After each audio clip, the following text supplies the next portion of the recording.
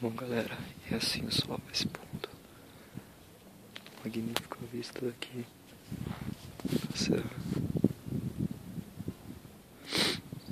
Queria dedicar essa visão aos meus pais, minha mãe, minha avó, meu irmão, toda a minha família.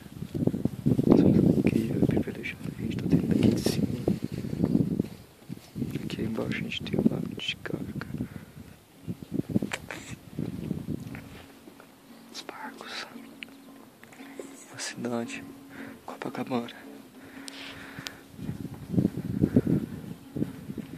E assim vai se encerrando mais um dia. Essa paisagem linda.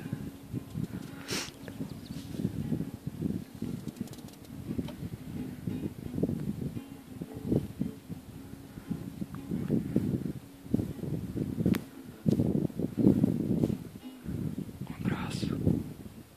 Valeu.